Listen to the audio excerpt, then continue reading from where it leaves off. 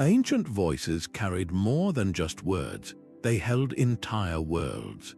Long before writing existed, storytelling was not a pastime, but a sacred ritual, the very thread that wove the fabric of ancient societies. We will journey deep into the past to uncover why spoken narratives were treated with such profound reverence across the globe. You will discover how a simple tale told around a fire could connect a community to the divine, encode laws for survival, and heal the human spirit. We will explore how stories became bridges to the gods and why certain myths echo in cultures separated by vast oceans. By the end, you will see the world of narrative through an entirely new lens, recognizing the enduring power hidden within every story you hear today. What does the word sacred bring to mind for you? This narrative technology was far more sophisticated than we might assume. A story was not a casual anecdote. It was a meticulously crafted vessel for survival. Every detail held weight. The description of a specific river bend in a myth could mark the location of a freshwater spring. A character's failure to heed a warning about a certain berry served as a permanent, unforgettable public health announcement.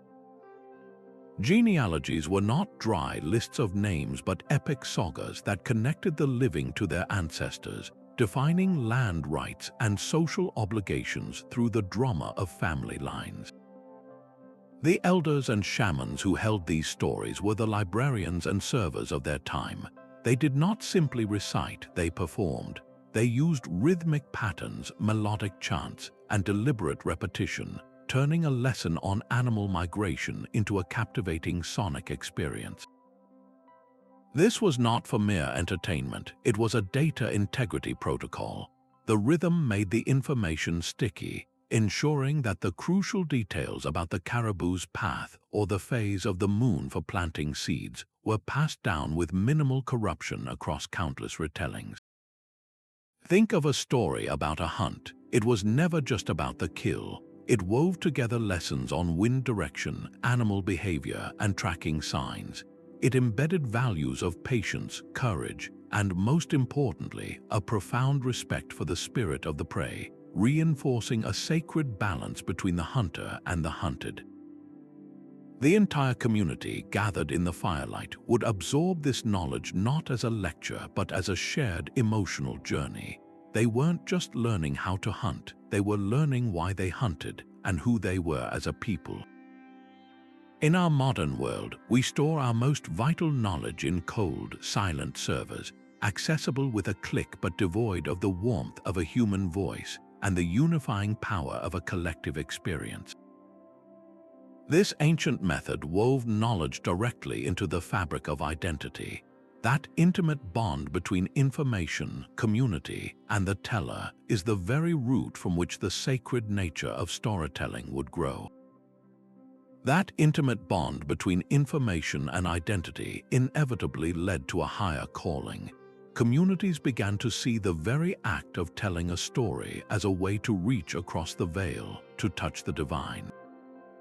In countless ancient societies, narratives became far more than explanations. They were active bridges to the gods. These stories were not merely recited. They were performed with a sacred precision believed to directly influence the cosmos. Take the ancient Vedic traditions of India. Priests did not simply read hymns, they chanted them with flawless accuracy during fire sacrifices.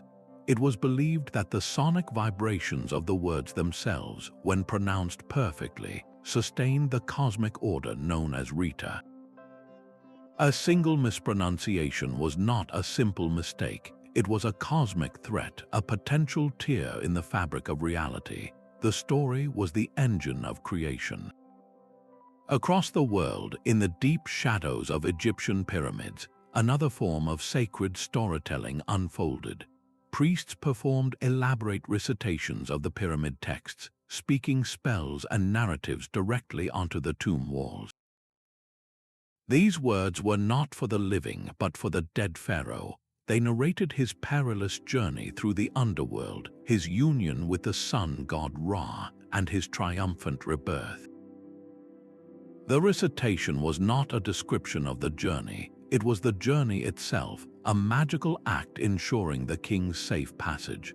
The storyteller, whether a Vedic priest or an Egyptian ritualist, became a vital intermediary. They channeled divine wisdom through poetic language and powerful symbols, their voice a conduit for forces beyond human understanding. For the participants, the line between myth and reality blurred completely. They were not just hearing a story about Ra's solar bark, they were spiritually boarding it. They were not just learning about cosmic order, they were actively maintaining it with their voices. This ritualistic use transformed storytelling into a collective act of worship, where every syllable resonated with metaphysical power. It makes you wonder, in our own modern quest for meaning, how do our spiritual practices still use narrative to connect us to something transcendent, to frame our own place within the vast, silent cosmos? This sacred conversation with the cosmos was mirrored by a vital dialogue within the community itself. Storytelling became the primary guardian of cultural identity, meticulously embedding moral codes and historical truths into the very soul of a people.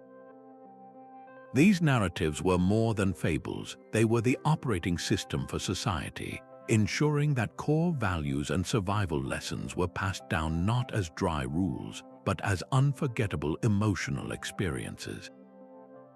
Consider the Epic of Gilgamesh, one of humanity's oldest surviving stories from ancient Mesopotamia.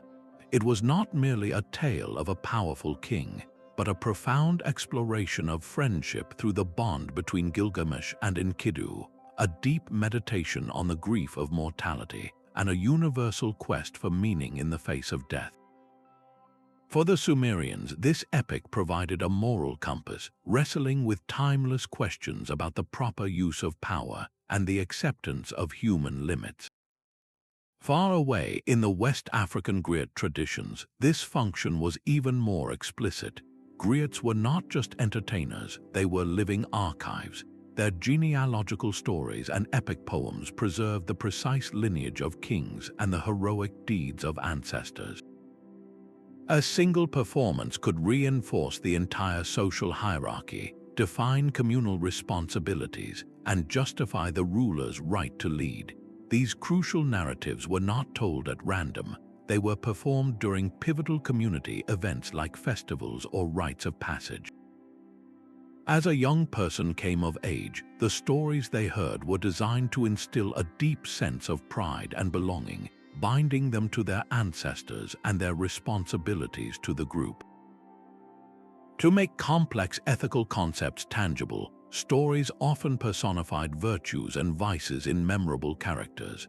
The clever trickster, like Coyote in many Native American traditions or Anansi, the spider in West African and Caribbean lore, demonstrated the blurred line between cleverness and foolishness, teaching lessons about the consequences of deceit and greed. The noble champion, in turn, embodied ideals of courage, sacrifice, and loyalty. By following these characters on their journeys, listeners learned how to behave, what to aspire to, and what pitfalls to avoid, all without a single lecture. This preservation of a shared ethos was a sacred duty, the cultural glue that held societies together across centuries. It makes you reflect on the stories passed down in your own family, the local legends about your hometown, and how these seemingly simple tales have quietly shaped your own understanding of right and wrong and your place in the world. But these sacred stories did more than guide the soul toward the gods or bind the community together. They also possessed a profound power to mend it from within. Ancient societies understood storytelling as a direct form of medicine, a therapeutic tool to address deep trauma, illness, and psychological distress. In the flickering firelight of a Siberian shaman's tent or a Native American healing ceremony, the narrative itself became a journey into the spirit world. The shaman would narrate a detailed, symbolic story, guiding a patient through a metaphorical landscape to confront a malevolent spirit that had stolen their vitality or to retrieve a lost fragment of their soul. This was not mere fantasy, it was a carefully orchestrated psychological intervention. The patient, by identifying with the hero of the tale, could safely externalize their inner turmoil, face their fears within the container of the allegory, and ultimately experience a symbolic victory that facilitated real-world healing. Across the world, in the serene Asclepiae of ancient Greece, healing temples dedicated to the god Asclepius employed a similar principle. Patients would undergo rituals of purification and then sleep in a sacred abaton, a hall where they hoped the god would visit them in their dreams. These dreams were not random, they were shaped by the mythic narratives and symbols that permeated the temple complex. Priests would then interpret these dream stories, viewing them as diagnostic tools and prescriptions for healing, believing that the right narrative could rebalance the body's four humors and restore both physical and mental harmony. The structure of these healing tales was remarkably consistent, a pattern we still recognize today. They followed a clear arc of crisis, a perilous journey, and a final transformation. This narrative arc mirrored the patient's own path to wellness, providing a map for their subconscious to follow. By seeing their struggle reflected in a mythic framework, individuals gained a sense of perspective and the crucial belief that recovery was possible. This process of externalizing internal chaos allowed for incredible catharsis, a release of pent-up emotional energy not so different from the goals of modern narrative therapy. And the healing was never a solitary act. The entire community often participated in these storytelling rituals, their collective focus and empathetic listening reinforcing a network of social support that was itself a potent medicine. The individual's suffering was witnessed, validated, and transformed into a shared narrative of resilience. So when we feel fractured by our own modern struggles, we might ask ourselves, what are the stories we tell about our own pain? Are they tales of being victimized, or could we, like those ancient patients, begin to craft a new narrative, one of a hero's journey through darkness toward a hard-won transformation? This integrative function reveals storytelling not just as a sacred art, but as a timeless tool for holistic well-being. These powerful healing narratives were also woven into the very calendar of life itself. Storytelling provided a sacred map for navigating the great transitions, both personal and planetary. From the first breath of a newborn to the final farewell of a loved one, and across the turning of the seasons, stories gave these moments profound meaning. They transformed biological events and celestial cycles into deeply spiritual rites of passage. In Aboriginal Australian cultures, the entire landscape is a living text of the dreaming. During an initiation ceremony, elders would recite specific dreamtime stories connected to the youth's totem and country. As the young person listened, the narrative did more than just impart rules. It activated a spiritual connection to the ancestral beings who shaped the world. The story was not about the dreaming, it was a direct manifestation of it, pulling the initiate out of linear time and into the eternal present of creation. This process wove the individual's identity directly into the cosmic fabric, making them a custodian of a story as old as the land itself. Across the globe, the ancient Celts marked the year's pivotal turns with fire, feast, and folklore. At Samhain, the festival that would later influence our Halloween, the community gathered as the veil between worlds grew thin. Bards would rise to tell tales of heroic ancestors and powerful deities like the Morrigan. These were not random ghost stories for entertainment. The narratives of battles won and lost, of journeys to the otherworld, mirrored the earthly reality of the harvest's end and the coming darkness of winter. They taught that death was a necessary precursor to rebirth, that the barren fields were not an end but a period of necessary rest. By aligning human activities with these cosmic stories, people understood their place within a vast cyclical order. A marriage was not merely a social contract, it was a reenactment of a divine union between sky and earth. A funeral was not just a goodbye, it was the beginning of a soul's journey to the ancestors, guided by the words of a specific myth. The comfort came from this narrative framework, facing the uncertainty of a new season or the grief of a personal loss. An individual could see their experience reflected in the grand, recurring patterns of the stories. This repetition, year after year, generation after generation, turned the tales into lived rituals. The community did not just hear about the hero's return from the underworld, they felt it in the first green shoots of spring. They did not just learn about their ancestors, they sat among them in the sacred space the story created. It makes you reflect on the ceremonies that shape our own lives today. The speeches at a wedding that tell the story of a couple's meeting, the eulogy at a funeral that recounts a life well lived, even the annual retelling of a family story at a holiday dinner. These are our modern echoes of that ancient need to frame our fleeting moments within a larger, enduring narrative, to find our small, human rhythm within the great, turning wheel of time. Beyond the rituals of healing and the turning of seasons, the communal fire circle served as society's most vital institution. In a world without broadcast networks or social platforms, storytelling was the essential glue that forged and strengthened the bonds of community. It transformed a collection of individuals into a unified whole, creating a shared psychological space where empathy could flourish and conflicts could find resolution. Consider the Inuit elders gathered with their people under the vast, starry Arctic sky. They did not tell stories of easy summers, but of relentless blizzards and perilous hunts. Each tale of a hunter sharing his seal with a starving family, or of a village heeding an elder's warning to avoid thin ice, was not simple entertainment. It was a powerful, repeated lesson in the non-negotiable value of cooperation and respect. In that harsh environment, these narratives codified the very laws of survival, reinforcing that the group's strength was each member's only guarantee of life. Far to the south, in the sun-drenched amphitheaters of ancient Greece, a different kind of unity was being forged. During the great Panhellenic Games, rhapsodes would stand before crowds from fiercely independent and often warring city-states.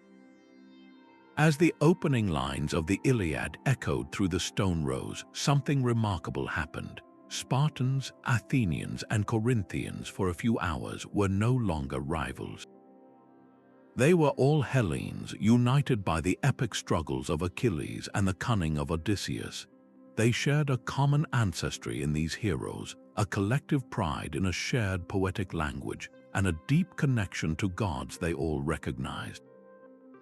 This shared narrative experience created a powerful super-identity that temporarily transcended local politics.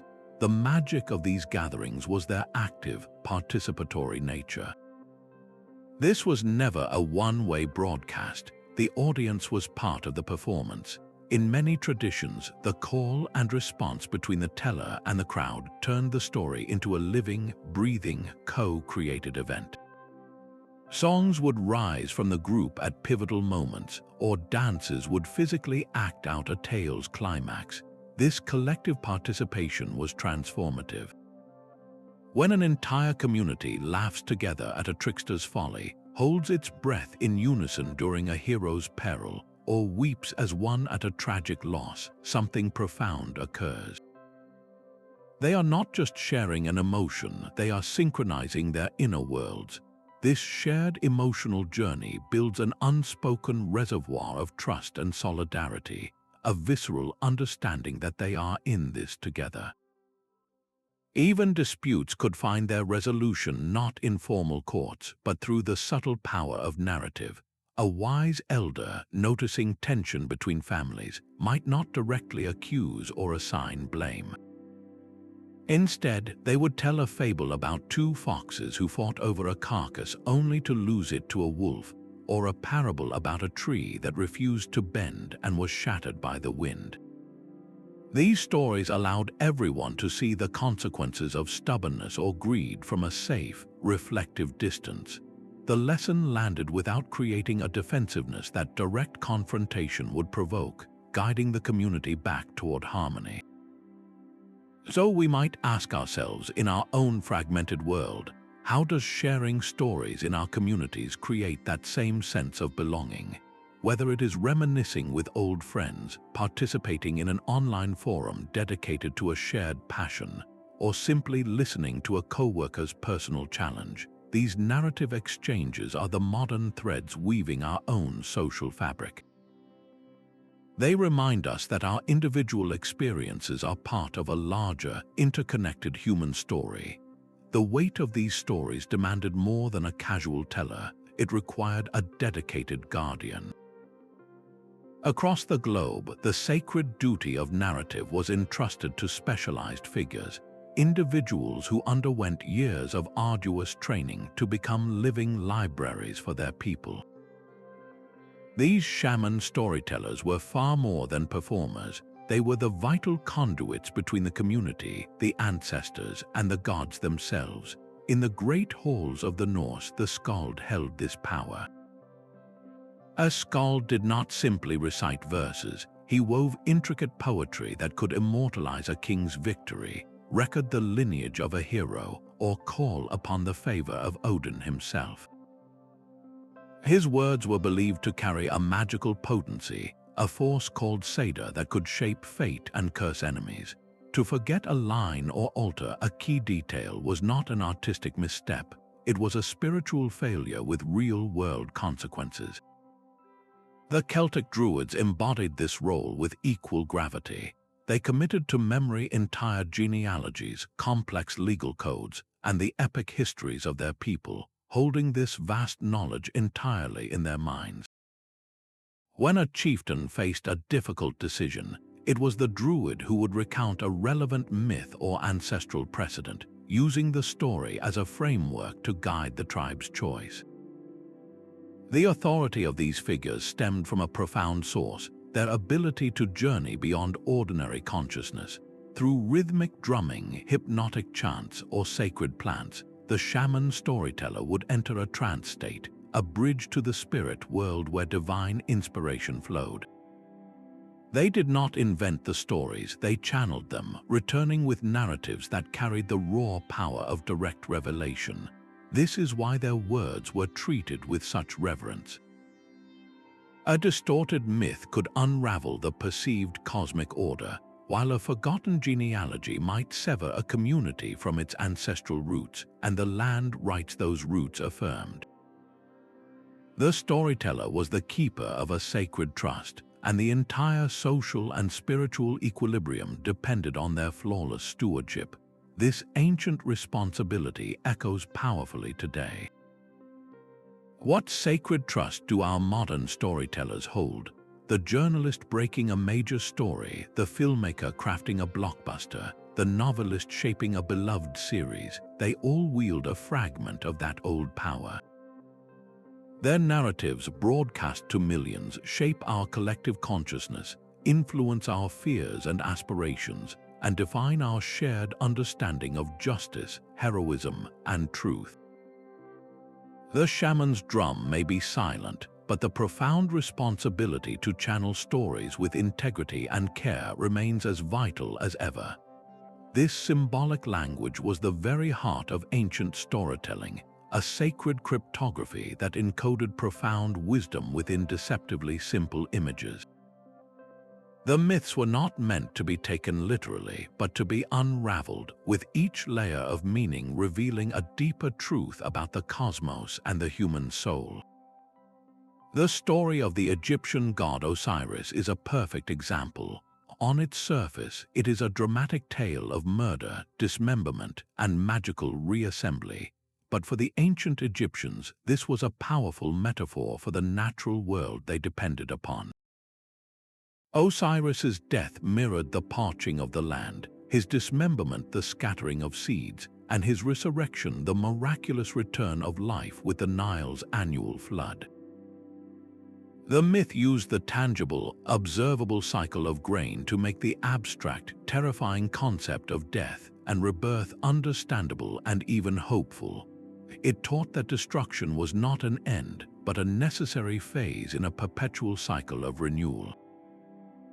This same principle of symbolic duality appears across the globe.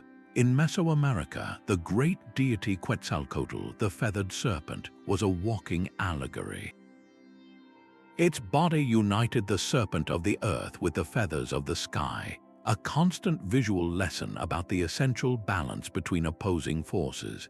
This was not just a description of the world, it was an instruction for living within it, teaching that true wisdom and transformation come from harmonizing our earthly nature with our spiritual aspirations.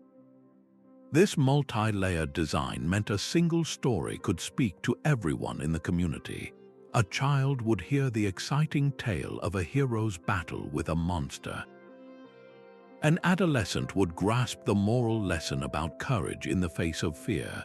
But for the initiated elder, the same monster might represent the inner shadow self, and the battle a map for a profound spiritual struggle. The story remained the same, but its meaning deepened with the listener's own life experience. This symbolic flexibility also gave myths incredible longevity and portability. As they traveled along trade routes or were adopted by new cultures, the core truth could be preserved while the local symbols were swapped. A life-giving god associated with a river in one land might become a rain bringer in another, but the essential message about cyclical renewal remained intact. The artistry of the storyteller lay in weaving these symbols into a narrative so compelling that the listener felt an innate urge to peel back the layers, to seek the hidden key. It was an invitation to enlightenment disguised as entertainment, so the next time you recall a favorite myth from childhood or ponder a particularly vivid dream, ask yourself what deeper language it might be speaking. What universal struggle does the dragon represent? What inner resource is the magical sword? You are participating in the same ancient, human practice of decoding the sacred cryptography that has guided our search for meaning for thousands of years. The human voice itself was the first sacred instrument of storytelling, a living technology of memory and resonance. In societies without writing, the precise sound of a story was as vital as its message, preserved through rigorous vocal disciplines. The Vedic chanters of ancient India perfected this art to an astonishing degree. They did not simply remember words, they encoded them into their very bodies through complex tonal patterns and precise hand gestures known as mudras. Each syllable, each shift in pitch was a sacred key, believed to unlock the creative power that had forged the cosmos. The sonic vibration of a perfectly recited hymn was thought to sustain reality itself, and so these chanters developed intricate methods of recitation, passing down entire scriptures across thousands of years with virtually no corruption, all through the power of disciplined orality. A similar principle animated the West African griot, whose narrative was inseparable from the music of the kora. The instrument's hypnotic rhythms did more than provide a backdrop. They wove a sonic architecture that supported the story, creating a predictable, flowing pattern that made vast genealogies and epic histories far easier to memorize and recite. The rhythm itself became a mnemonic device, a heartbeat for the narrative. This created a holistic experience that engaged the entire being of the listener. The storyteller's breath, the pregnant pauses for dramatic effect, the rising and falling tone that conveyed sorrow or triumph, these were not embellishments, they were integral parts of the message. This full-bodied delivery could have profound psychological effects, lulling listeners into a state of heightened receptivity, a trance-like focus where the boundary between the story and the self could softly dissolve. And the audience was never passive. In many traditions, the community became the chorus, repeating key refrains or responding to the teller's call.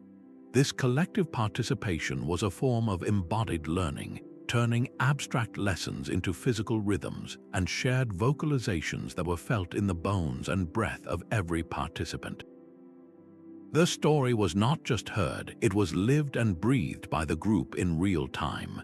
This deep, sensory connection to the spoken word makes us wonder about our own world, saturated with written text and digital screens. How has this shift altered our relationship to the visceral power of a human voice? We read a news article in silence, we skim a social media post, but we rarely sit together in a circle, feeling the vibration of a story as it is spoken into the air, shared on the breath, and etched into memory through rhythm and communal repetition. The ancient artistry of orality reminds us that the most sacred stories were not just messages to be understood, but resonant experiences to be felt and collectively embodied. These grand cosmological stories were the ultimate anchors of reality. Every ancient culture, gazing at the same stars, crafted its own sacred narrative to explain the terrifying void and humanity's fragile place within it. These were not idle curiosities but foundational pillars that held up the entire social and spiritual world. In Mesopotamia, the Babylonian epic Enuma Elish was far more than a creation poem. Its ritual recitation during the New Year festival was a vital act of cosmic maintenance. The story of the god Marduk battling the primordial sea monster Tiamat and fashioning the ordered world from her divided body was a powerful metaphor. It explained how order itself was violently carved from chaos, and in doing so, it mirrored and legitimized the earthly hierarchy. The king's authority was a direct reflection of Marduk's divine kingship, and the social structure of the city-state was seen as the natural, ordained extension of the cosmic order. The story answered the fundamental question of why things are the way they are, providing a divine blueprint for civilization that quelled the deep fear of sliding back into primordial disorder. On the other side of the world, Indigenous Australian Dreamtime stories achieved a similar feat through a different lens. These narratives were not set in a distant past but in an eternal, ever-present dreaming. The entire continent was crisscrossed with the songlines, the epic paths walked by ancestral beings during the creation period. Every rock formation, every waterhole, every unique plant was a permanent testament to an event in a Dreamtime story. A narrative about the rainbow serpent carving out a riverbed was not just a myth, it was a precise map, an ecological guide, and an ethical mandate for how to care for that river. This cosmological framework wove human responsibility directly into the fabric of existence. The land was not a resource to be exploited, but a sacred text to be read and a relative to be honored.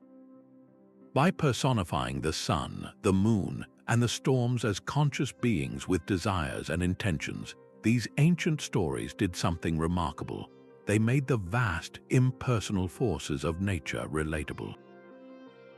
A thunderstorm was not just a weather event, it was the anger of a god, a lesson in divine power that demanded respect.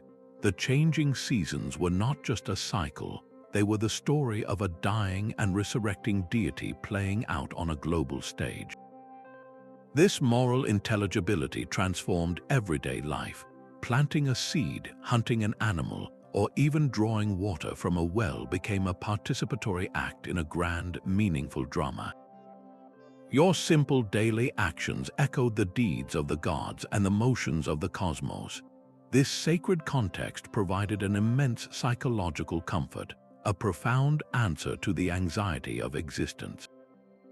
It makes you reflect on our own modern world. We have our own grand narratives, our scientific origin stories like the Big Bang and biological evolution. They provide us with a coherent, evidence-based timeline of creation, from the first hydrogen atoms to the emergence of conscious life. But do these powerful tales, for all their factual majesty, provide the same moral compass, the same intimate sense of participation in a living, story-filled cosmos? Or have we, in our quest for objective truth, created a universe that is magnificent to understand but silent to live within? These recurring characters and plots were more than mere coincidence. They point to a shared psychic bedrock, a deep well of symbols and figures that all humanity draws from. The Swiss psychiatrist Carl Jung called this the collective unconscious, a hidden layer of the mind we all inherit, populated by universal archetypes. These are not learned characters but innate psychological patterns, the fundamental blueprints for the hero, the trickster, the mother, and the wise old man. They are the psychic organs of our species, appearing in our myths and our dreams with startling consistency. The journey of the hero is perhaps the most potent of these patterns. From Gilgamesh's quest for immortality to King Arthur's pursuit of the Holy Grail, the story is always the same: a call to adventure, a perilous road of trials, a crucial confrontation, and a final return home transformed. This mythic arc is not just a plot, it is a map of the individual's own path toward psychological wholeness. We instinctively recognize it because we are all, in our own lives, navigating some version of that same journey, leaving our comfort zone, facing our fears, and striving to return to our community with a hard-won gift of wisdom. Then there is the trickster, the necessary agent of chaos. In Norse mythology, Loki's cunning and deceit constantly unravel the order of the gods, yet his mischief also leads to the creation of priceless treasures like Thor's hammer. In West African and Caribbean stories, Anansi the spider uses his wits to outsmart far more powerful creatures, sometimes for selfish gain, but often to secure fire or stories for the people. This archetype embodies the disruptive, creative force that challenges rigid traditions and forces change. The trickster reminds us that too much order leads to stagnation, and a little creative chaos is essential for innovation and survival. When an ancient listener heard a tale of the hero, they were not just hearing about a distant king, they were subconsciously seeing a reflection of their own potential for courage and growth. When they laughed at the trickster's antics, they were safely exploring their own rebellious impulses and the unpredictable nature of life itself. The storyteller was a master psychologist, intuitively weaving these primal patterns into locally specific tales. A story about a hero slaying a dragon in one culture might become a hero calming a sea serpent in another, but the underlying battle against the chaotic, unknown parts of the self remained identical. This archetypal layer transformed storytelling into a sacred mirror held up to the collective human soul. It allowed each person to see their personal struggles and aspirations reflected in the grand, timeless drama of the gods and heroes. So the next time you watch a modern film and find yourself rooting for the underdog hero or fascinated by the charming rogue, ask yourself why these figures feel so instantly familiar. They are the ancient inhabitants of your own mind, wearing new costumes but performing the same sacred, age-old roles in the ongoing story of what it means to be human. This ritual performance was the final, vital step that turned a story into a living reality. The sacred narrative was never meant to be confined to words alone. It demanded to be embodied, to be breathed into life through music, dance, and the power of a consecrated space. In ancient Greek theater, the retelling of a myth like Oedipus Rex was a city-wide sacrament. During the Dionysian festivals, the entire community would gather in the great Amphitheater, where the lines between stage and audience, actor and citizen, blurred into nothing. The rhythmic chanting of the chorus, the haunting strains of the aulos, and the stylized, larger-than-life masks worked in concert to induce a powerful, shared trance. This was not entertainment, it was a collective ritual of purification. As the audience witnessed the tragic downfall of a king, they experienced a profound emotional release, a catharsis that was believed to cleanse the entire polis of its hidden passions and fears. The story became a spiritual medicine, administered not to one person but to the soul of the community itself. A similar principle animated and still animates the powwows of many Native American traditions. Here, the stories of ancestors and spiritual beings are not merely spoken, they are danced into existence. The steady, heartbeat-like pulse of the drum calls the spirits and unites the people in a single rhythm. Dancers, adorned with regalia that tells its own story, become living embodiments of the narrative, their movements translating myth from abstract idea into physical truth. This embodiment is crucial. It grounds the sacred in the movement of muscle and bone, making the story an inseparable part of the performer's and the witness's very being. The space chosen for these rituals was never arbitrary. A story told within a Neolithic stone circle, a Greek temple, or a consecrated grove was amplified by the environmental symbolism. The towering stones echoed the permanence of the ancestors, the temple's alignment with the sun connected the drama to the cosmos, and the whispering leaves of the grove were the voices of the spirits. The architecture itself became a co-storyteller, framing the narrative within a context of immense power, and the audience's role was never passive. Their weeping, their collective gasps, their thunderous applause, or their synchronized dancing was the final ingredient. This active participation sealed the story's transformation from a tale about something that happened to an event that was happening, right then, to everyone present. It became a lived reality, a moment of collective transcendence that temporarily dissolved the individual self into the larger body of the community. This ancient, embodied ritualism makes you wonder about the concerts and religious services of our own time.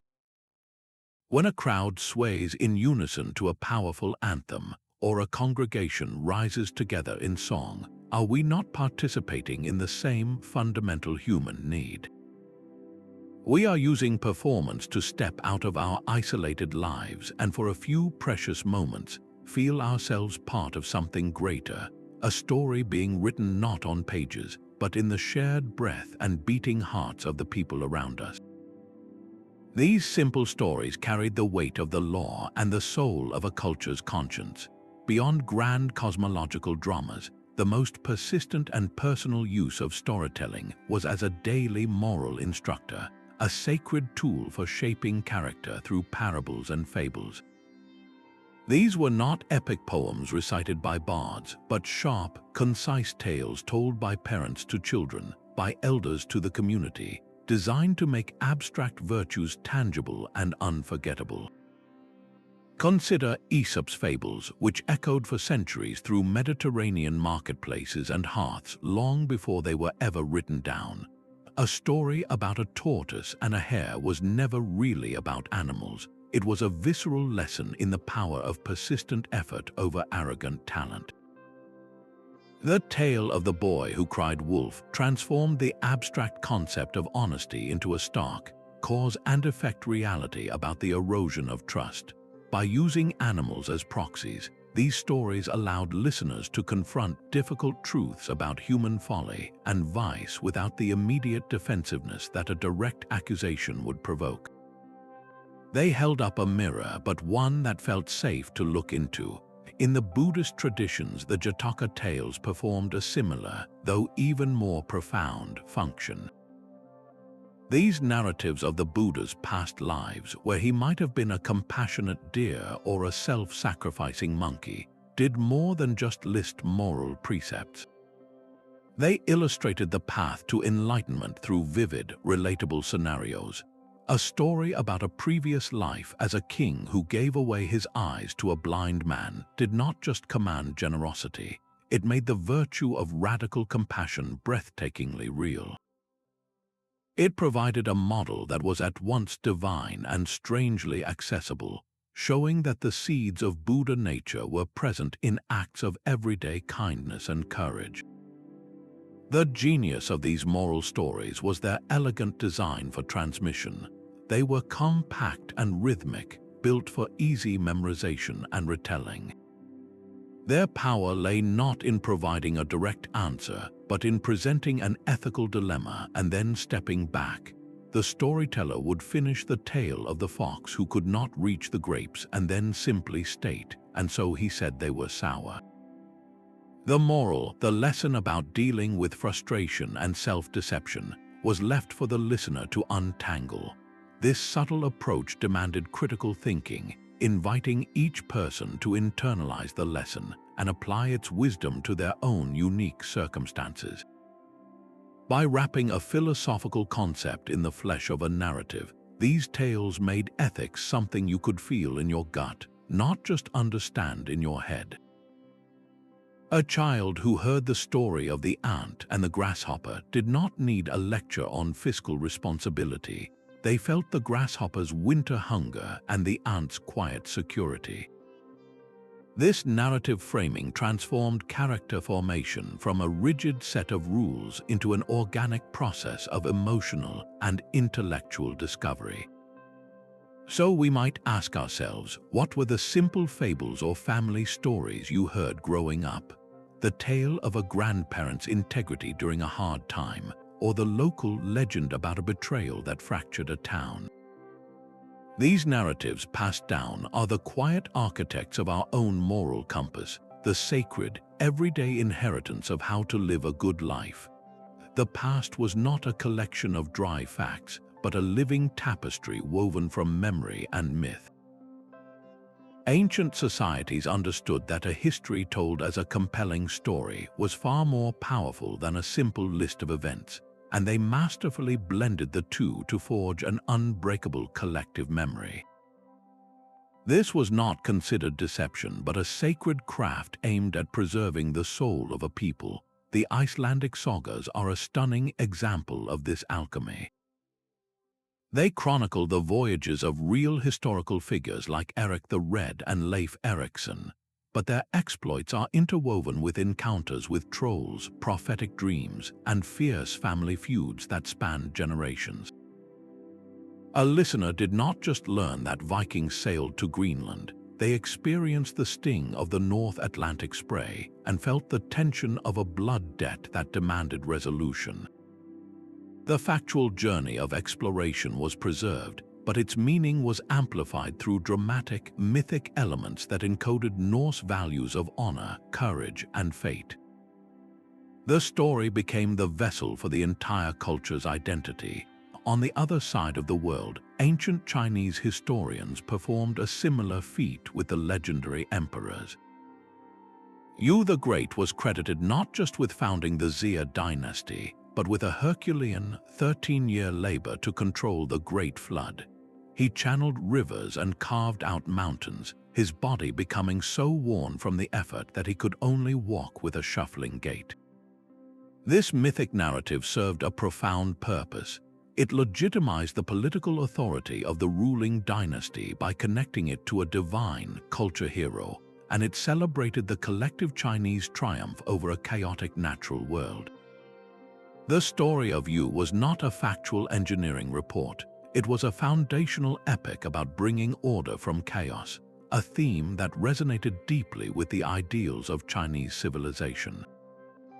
The sacred role of the storyteller here was not to report with clinical accuracy, but to shape the past into a narrative that would inspire cultural pride and resilience in the face of adversity. A defeat in battle could be transformed into a tale of heroic sacrifice that would define a nation's character for centuries. A wise leader's decisions were retrospectively justified through omens and divine favor. These distortions were accepted because they served a greater truth, the truth of who the people believed themselves to be and what they were destined to become. The history was a tool carefully curated to strengthen the community's bond to its land, its ancestors, and its future. This makes you reflect on the stories your own country tells about its founding. Are they stark timelines of events, or are they rich with symbolic meaning, highlighting certain virtues and glossing over complexities? Our own family legends operate on the same principle, turning a great-grandparent's immigration into an epic of courage, or a past hardship into a testament of resilience. These narratives, whether national or personal, are the modern echoes of that ancient sacred practice, using the power of story to shape our identity and connect us to a past that feels both grand and purposeful. While male bards narrated epic battles in grand halls, a different, equally vital current of storytelling flowed through the hearths and moonlit gatherings of women. In the quiet heart of the Roman domus, the matron of the family held a sacred trust. During key household rituals, she would narrate the tales of Vesta, goddess of the hearth, whose eternal flame symbolized the family's spiritual and physical continuity. Her stories were not about conquering foreign lands, but about protecting the sacred inner world of the home, weaving narratives of familial duty, purity, and the quiet strength required to nurture the next generation. This was the domestic sacred, a space where women's voices ensured that core societal virtues were passed from mother to child, creating an unbroken chain of cultural memory. Far across the world, among the Navajo, women elders were the primary keepers of the most foundational stories. They held the creation narratives, the complex healing chants, and the profound teachings of changing woman, a deity embodying the cyclical patterns of the earth and the power of renewal. Through their storytelling, they emphasized balance and haja, a concept of beauty, harmony, and walking in beauty with the natural world. Their narratives were deeply practical, encoding knowledge of medicinal plants, childbirth, and the intricate relationships within the ecosystem, all framed within a cosmology that revered feminine life-giving power. This focus on cyclical renewal provided a crucial counterpoint to the often linear, hero-centric tales of conquest. While one tradition celebrated the slaying of monsters, the other honored the patient nurturing of life, the resilience required to endure hardship, and the wisdom found in the turning seasons. In cultures like the Minoans of ancient Crete, this feminine narrative authority may have been central to the entire spiritual order. Priestesses, depicted in vibrant frescoes, likely served as the primary narrators of goddess-centric myths, their stories placing a powerful female divinity at the very center of cosmic power. Their rituals and tales would have celebrated not war and dominion, but fertility, artistry, and the sacredness of the natural world. Recognizing these women's contributions fundamentally reshapes our understanding of the ancient narrative landscape. It reveals that storytelling was never a monolithic tradition dominated by a single voice. The sacred was a chorus, not a solo. The powerful, resonant bass of the heroic epic was forever balanced by the softer, enduring melody of the hearth, the healing chant, and the creation story, together composing the full symphony of human understanding. This universal human impulse created a shared library of symbols echoing across continents. A single narrative theme, like the Great Flood, surfaces in the epic of Gilgamesh, the Book of Genesis, and the Hindu Puranas. In each version, the story serves a similar sacred purpose, cleansing a flawed world and offering a chance for rebirth. The specifics change, the names of the gods differ, but the profound message of divine judgment, human fallibility, and the hope of a new beginning remains a constant. It is as if societies separated by vast oceans were all responding to the same deep, psychic need to explain catastrophe and find meaning in survival. Another powerful echo is the dying and rising god. In Egypt, Osiris is murdered and dismembered, only to be reassembled and reborn as lord of the underworld. In Greece, Dionysus is torn apart by titans and restored to life. In Mesoamerica, Quetzalcoatl descends into the underworld and rises again, bringing back humanity. This recurring motif was not plagiarism, but a collective human recognition of the most fundamental rhythm of existence, the cycle of death and regeneration seen in the setting sun, the barren winter, and the sprouting seed. These stories gave that terrifying, beautiful cycle a face and a name, making it a sacred drama in which every person played a part. How did these stories travel? They walked along dusty trade routes with merchants, sailed across seas with explorers, and marched with conquering armies. A tale born in Mesopotamia could find a new home in the Greek Isles, its local gods swapped for familiar ones, its core message adapted to resonate with a new landscape and a new pantheon. The story was a resilient traveler, its sacred essence preserved even as its outer form transformed to suit its new audience. This points to something profound. The ubiquity of these core myths suggests they are not merely cultural inventions, but responses to universal human experiences, fears, and questions. We all witness the same storms, feel the same grief, and hope for the same renewal. Sacred storytelling became humanity's first shared language, a way to process the awe and terror of existence long before we had a common tongue. It reveals that our need to frame our lives within a meaningful, sacred narrative is as fundamental as our need for food, shelter, and community. This sacred chorus of voices faced its greatest transformation with the silent scratch of a stylus. The invention of writing forever altered the spiritual landscape of storytelling, freezing the fluid, living breath of oral narrative into fixed, permanent text. In the bustling temple complexes of ancient Mesopotamia, scribes meticulously pressed wedge-shaped marks into wet clay, recording the epic of Enuma Elish on cuneiform tablets. This was a monumental achievement, a way to safeguard the creation myth against the fragility of human memory. Yet something fundamental was lost in this translation. The story was no longer a dynamic performance, shaped by the teller's breath and the audience's reaction. It became a canonical object, controlled and interpreted by a literate priestly class. The communal fire circle was, in a sense, replaced by the temple archive. A similar tension unfolded in ancient India. For centuries, the Vedas had been preserved through an oral tradition of such precision that the sound was considered the divine reality itself. The transition to written Sanskrit in texts like the Upanishads allowed this profound wisdom to travel beyond the circle of trained chanters, enabling broader dissemination and philosophical debate.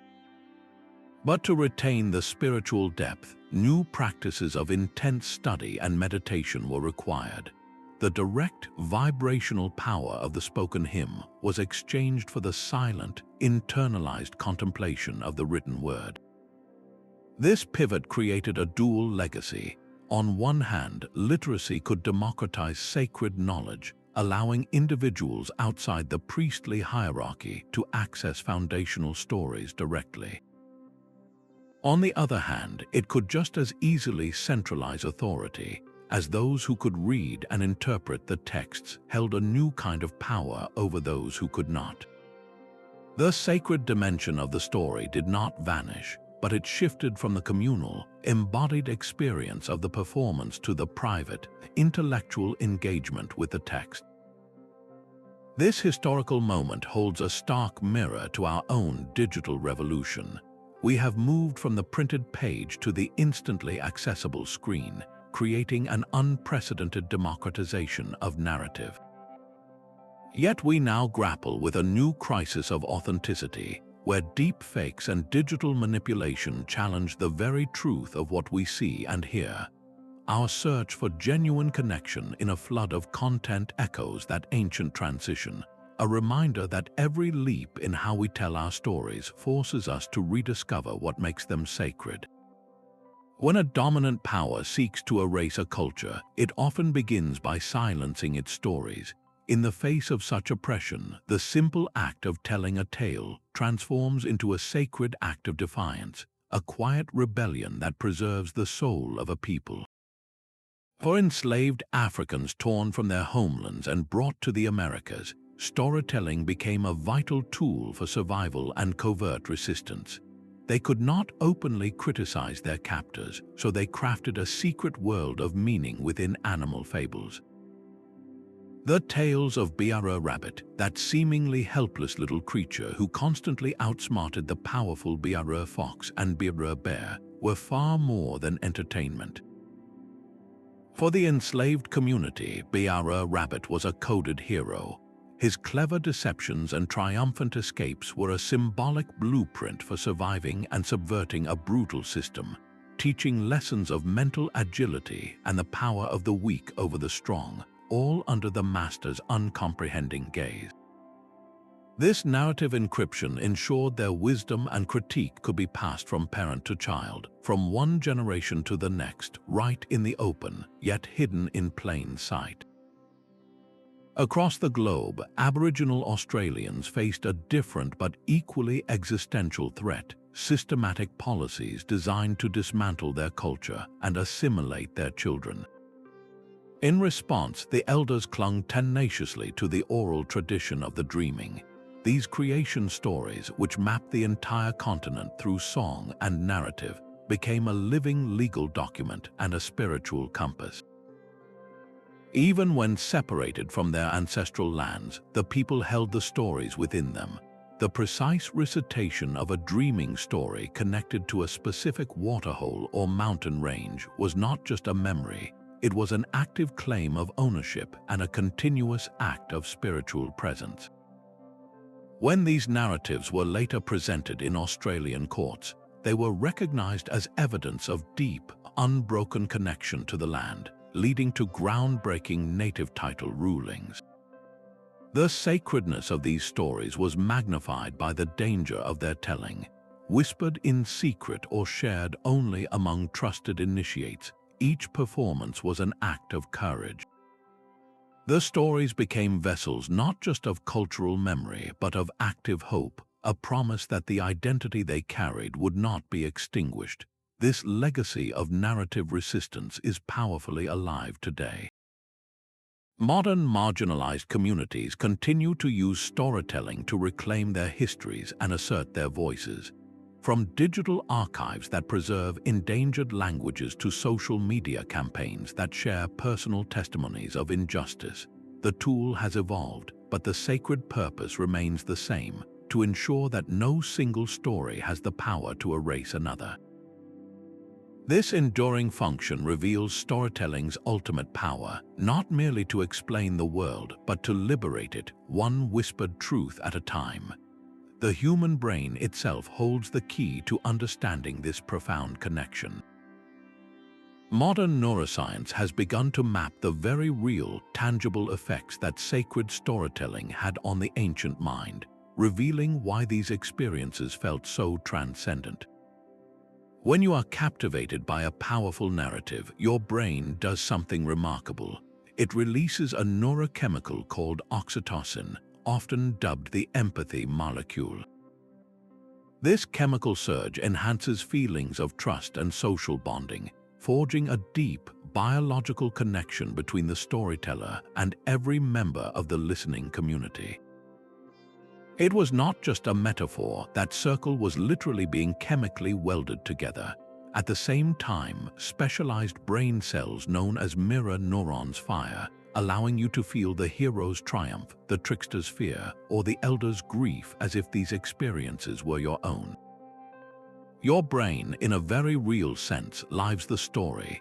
This neural mirroring explains why a well-told myth could teach empathy as effectively as a direct experience. The ritual elements so common in these traditions amplified this effect dramatically. The steady, repetitive beat of a drum, the rhythmic cadence of a chant, or the synchronized swaying of a group can guide the brain into a theta wave state. This is the brainwave pattern associated with deep meditation, vivid imagery, and heightened suggestibility. In this open, receptive state, the symbolic language of the myth, its archetypes and metaphors, could bypass conscious resistance and sink directly into the subconscious. The brain is primed to accept and internalize the story's lessons about courage, balance, or renewal. This biological response also clarifies the power of archetypes. Figures like the hero or the trickster are not just cultural inventions. They resonate because they align with innate cognitive frameworks, fundamental patterns that our minds are wired to recognize and remember. A story built on these deep blueprints is inherently stickier, more memorable, and feels instinctively true. So when an ancient society attributed mystical power to a story, they were not being primitive. They were accurately describing a profound neurobiological event. The story was a technology for shaping consciousness itself, guiding the brain into states of unity, empathy, and profound learning. This scientific lens does not diminish the sacred. It validates it, revealing the elegant biological machinery that made a tale told around a fire feel like a direct encounter with the divine.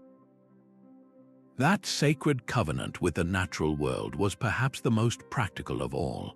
Ancient stories did more than explain the cosmos or guide the soul.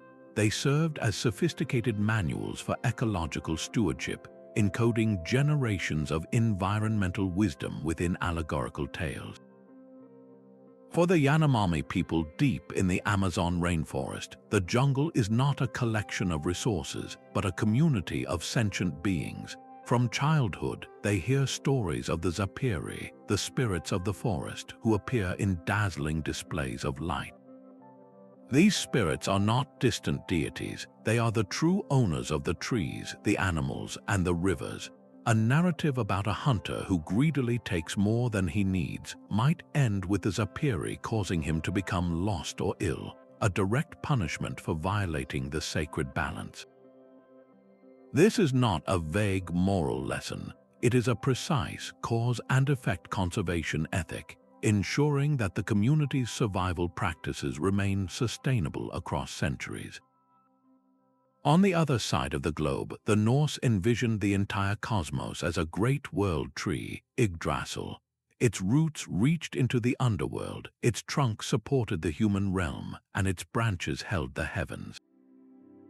This was a powerful symbol of radical interconnectedness. A blight on one root affected the well-being of all the realms. The health of the eagle at the crown was tied to the serpent gnawing at the roots. This narrative taught that an action in one part of the ecosystem would inevitably ripple through the entire system, a profound lesson in environmental responsibility framed as a cosmic principle. This personification of nature was a global phenomenon. A river was not merely water flowing, but an ancient, conscious being with a personality, a history, and a temper. A mountain was not a pile of rock, but a sleeping giant or a petrified ancestor. This narrative framing fostered a relationship of reverence and reciprocity, not domination.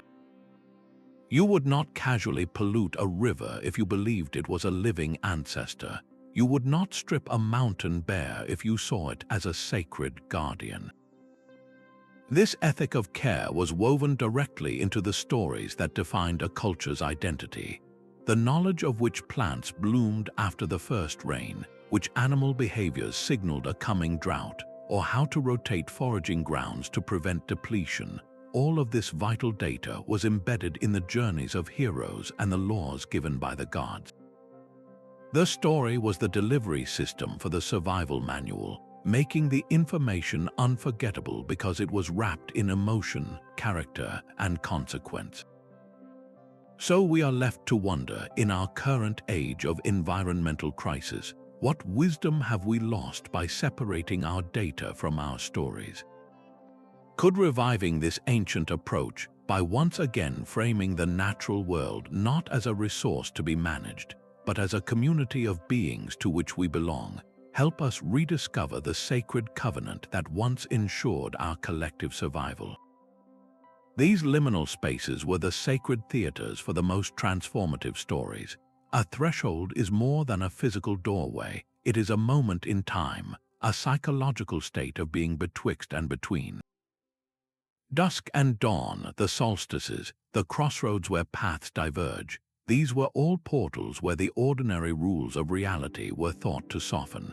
It was precisely in these ambiguous zones that ancient societies chose to tell their most potent tales, using narrative as a lantern to illuminate the path through uncertainty. During the Celtic festival of Samhain, when the harvest ended and the dark half of the year began, the community did not hide from the thinning veil between the living and the dead. They gathered and told stories. They narrated the deeds of heroic ancestors and spoke of powerful spirits moving through the night. This was not done to frighten, but to familiarize. By giving voice to the unseen, these stories provided a map for a landscape that was, for a brief time, spiritually fluid and unpredictable. They offered a way to honor what was gone and to understand their own place in the great cycle of existence. Similarly, an initiation rite often required a young person to leave the safety of the village and enter a literal liminal zone, a cave or a dense forest. There, in isolation, an elder would recite the sacred myths of their people. The story itself became the initiation. As the neophyte listened to a tale of a god's descent into the underworld or a hero's symbolic death and rebirth, their own experience was mirrored and sanctified. They were not just hearing a story, they were living its archetypal pattern, psychologically dying to their childhood identity and preparing to be reborn into their adult role within the tribe. The power of these stories was magnified by the listener's state of mind. Removed from the familiar rhythms of daily life and placed in a transitional space, a person becomes highly receptive, their old assumptions loosened, their psyche open to new ways of being.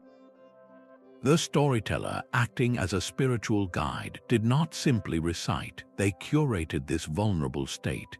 Their voice, the rhythm of the words, and the power of the symbols worked in concert to shepherd the listener through the disorienting ambiguity of the threshold. The narrative provided a structure, a sequence of events to follow when the external world offered no clear path. It reassured the initiate that the chaos they felt was not an end, but a necessary part of a universal process of transformation. This sacred function makes you wonder about the liminal spaces we navigate today. The tense silence in a hospital waiting room, the disorientation of moving to a new city, the bittersweet transition of a career change, or even the daily threshold between sleep and waking. In these moments, we too are unmoored, suspended between a past that is gone and a future not yet formed. And what do we instinctively do? We turn to stories. We seek out books, films, or conversations that mirror our journey, that offer a narrative framework for our own confusion and hope. A well-timed story can become the same kind of map, guiding us through our own modern caves and crossroads, reminding us that transformation, though terrifying, is the oldest story there is. The sacred voice required material support to survive. Behind every epic poem and every ritual chant stood a simple economic reality, a system of patronage and exchange that sustained the storyteller and sanctified their art. In medieval Ireland, a highly skilled poet known as a filly was not a wandering minstrel but a figure of immense status, formally attached to a chieftain's court. For composing intricate praise poems that celebrated the ruler's lineage and valor, the filly was rewarded with land, precious gifts, and a secure place in the social hierarchy. This was far more than payment for services rendered. It was a sacred bargain. the chieftain gained legitimacy and a guaranteed place in the cultural memory, while the poet received the means to dedicate their life to perfecting a craft that upheld the entire tribe's identity. The story was the currency of power, and the poet was its mint. A similar, deeply ritualized economy flourished within the grand Hindu temple complexes of India. Brahmin priests, the sole custodians of the Vedic hymns, were supported by generous royal endowments and community offerings. Their meticulous recitations during fire sacrifices were considered essential for maintaining cosmic order, Rita, and securing divine favor for the king and the kingdom. The gold, land, and food given to the priests were not seen as wages, but as a devotional offering that sustained the very voices that sustained the universe. This patronage model transformed storytelling into a profession with profound spiritual responsibilities. A storyteller's livelihood depended entirely on their accuracy, their artistic power, and their unwavering alignment with the community's deepest values. A filly who exaggerated a chieftain's deed risked satire and social exile. A Brahmin who mispronounced a single syllable was believed to risk cosmic chaos. The exchange was always framed as a gift, a ritualized transaction that symbolized the flow of material sustenance for spiritual and cultural nourishment. The community fed the storyteller's body so that the storyteller could, in return, feed the community's soul. This intricate relationship makes us question our own modern systems.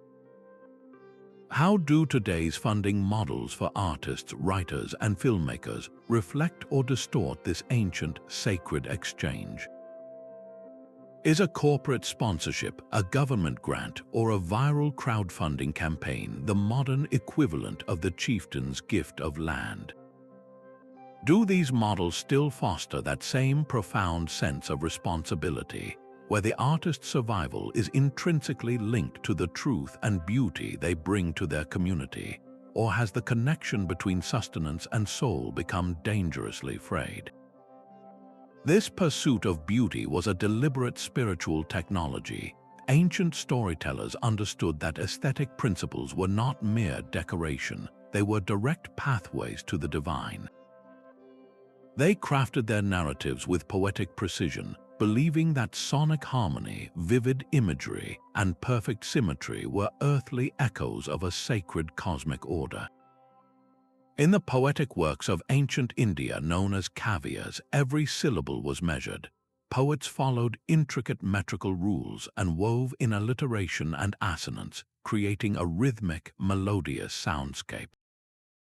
This was not for simple pleasure. It was a disciplined effort to evoke a specific aesthetic emotion known as rasa in the listener. The goal was to generate a state of divine bliss, a transcendental joy that lifted the human spirit from the mundane world and allowed it to taste, for a moment, the sublime. The beauty of the sound itself was the vehicle for this spiritual ascent. Across the world, the Islamic Sufi mystics employed a different but equally potent aesthetic alchemy. Poets like Rumi used the intoxicating beauty of lyrical language to express truths that ordinary words could not contain. He wrote of love and wine, of the beloved and the tavern, but these were all metaphors for the soul's yearning for union with the divine. The sheer beauty of his verses, their rhythmic flow and haunting imagery, did not just describe ecstasy, it induced it. The listener was enchanted, their rational mind disarmed, allowing a deeper, more intuitive understanding to flood in. This aesthetic dimension transformed storytelling from a simple transmission of information into a sublime experience. A symmetrical plot mirrored the balance of the cosmos. A vivid description of a lotus flower blooming at dawn was not just a pretty picture, it was an invitation to perceive the divine creativity inherent in all of nature. The storyteller was an artist and a mystic, their craft a form of active devotion. By creating something beautiful, they were participating in creation itself, reflecting the inherent splendor of the universe back to their audience. This pursuit ensured that sacred stories were not just heard but felt in the pulse and the breath. They captivated the senses to elevate the spirit, using the enchantment of beauty to open a gateway to the transcendent. It makes you reflect on your own encounters with profound beauty, whether in a breathtaking piece of music, the silent grandeur of a mountain range, or the perfect composition of a painting. That sudden catch in your breath, that feeling of being pulled out of yourself, is a modern glimpse of that ancient truth, where beauty and the sacred have always been intimately intertwined. But this sacred power held a dangerous edge, a shadow side where narrative could become a tool for control and manipulation. The very mechanisms that bound communities together could also be used to exclude, to dominate, and to justify oppression under the sacred guise of tradition. In ancient Mesopotamia, a king's legitimacy was not merely asserted, it was narrated. Rulers commissioned epic poems that transformed their military conquests and ambitious building projects into divinely mandated missions. These stories presented the king not as a mere man, but as the chosen agent of the gods, his enemies cast as agents of chaos, his expansionist wars framed as a sacred duty to impose cosmic order. The story became the ultimate propaganda, weaving a moral justification for power that was difficult to challenge without appearing to defy the gods themselves. In highly structured theocratic societies, a priestly class could wield similar control by becoming the sole interpreters of sacred texts. They held the keys to the stories, deciding their official meaning and punishing those who offered alternative readings as heretics. This monopoly on narrative created a rigid orthodoxy, a single, sanctioned story that reinforced their authority and silenced dissent. The spiritual power of the tale was twisted into a mechanism for social control. Even at a more intimate level within the fabric of daily life, stories could be weaponized to reinforce harmful stereotypes or scapegoat marginalized groups. A cautionary folktale might subtly brand an outsider community as untrustworthy, or a foundational myth could encode a rigid social hierarchy as an unchangeable divine decree, validating the oppression of one group by another for generations. This potential for manipulation reveals a profound truth. The sacredness of a story is not inherent in its words, but in the ethics and intentions of those who wield it. The same narrative vessel that carries healing medicine can also deliver a poison. This forces a crucial reflection for our own time, in a world saturated with stories from media, politicians, and advertisers. How do we cultivate the discernment to see through the narrative? We must learn to ask the ancient, critical questions: who is telling this story, and what do they truly gain from my belief? The immense power of storytelling carries an equally immense responsibility, a reminder that the most sacred trust is not just in the tale itself, but in the hands that shape it and the hearts that receive it. The shadow of narrative manipulation fades when we recognize how these same sacred patterns pulse through the heart of our modern world. Blockbuster films have become our global campfires, their mythic arcs resonating with a familiarity that feels almost genetic. When Luke Skywalker answers the call to adventure in Star Wars, or Simba reclaims his rightful place in The Lion King, we are not just watching a movie. We are participating in the hero's journey, an archetypal blueprint for transformation that offers a clear moral compass and a profound emotional catharsis, not so different from the ancient Greek tragedies performed in the Amphitheater. These stories provide a shared vocabulary for grappling with timeless themes of good versus evil, redemption, and the search for identity, fulfilling the same role that the Epic of Gilgamesh did for the Sumerians.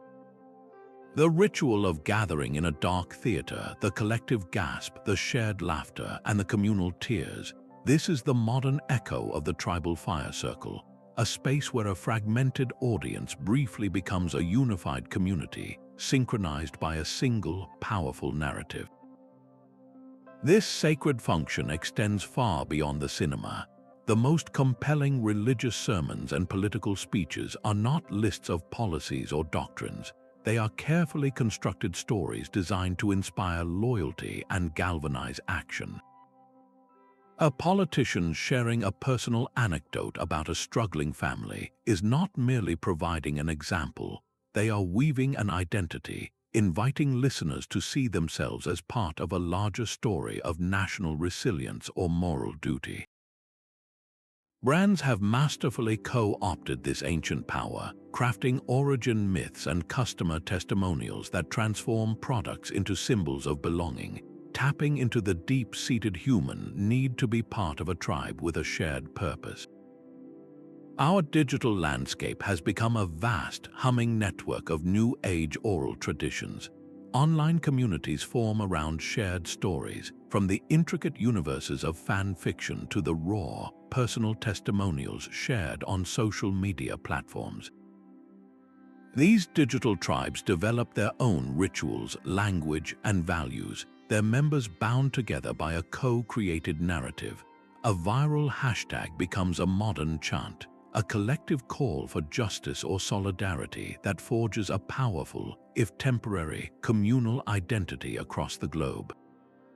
Recognizing these continuities is not to diminish the sacred but to find it thriving in unexpected places. It reveals that our fundamental need to frame our lives within meaningful narratives has not vanished. It has simply adapted its form. In a hyper-connected yet deeply fragmented world, these story-driven spaces provide the mythic framework, moral guidance, and sense of belonging that ancient societies once found in the sacred tales of their ancestors. So as you scroll through your feed, lose yourself in a film, or even share a personal milestone with friends, notice the ancient patterns at play. How do these modern narratives provide you with a sense of purpose, community, or catharsis? The sacred thread of storytelling, it seems, was never broken, only rewoven into the vibrant, complex tapestry of our contemporary lives. That sacred thread, woven from firelight and the human voice, connects us across millennia. Our journey reveals that storytelling was the very heartbeat of human culture, a sacred ritual that pulsed with far more than entertainment. It was the bridge between the human and the divine, a vessel for healing, and the forge where community identity was tempered. Stories preserved our moral codes in unforgettable allegories and guided us through life's great transitions, from birth to death and every turning season. They encoded the wisdom of survival in symbolic language, a sacred cryptography that could travel across trade routes and adapt to new lands, all while protecting its core truth. Through the rise of writing and the dawn of digital media, the forms have shifted, yet the profound purpose remains unchanged: to make meaning from chaos, to foster deep connection, and to guide us through our own transformations. In our own fast-paced, fragmented world, reconnecting with these sacred roots can profoundly enrich our personal narratives. It reminds us of the immense power we hold every time we share a piece of our own story or listen deeply to another's. Let this understanding inspire you to speak and to listen with renewed intention, to honor this ancient legacy in your daily life. We would love to hear from you. What story holds a sacred place in your own world? Share it in the comments below and join us as we continue to explore the great historical mysteries that shape our understanding of the human experience.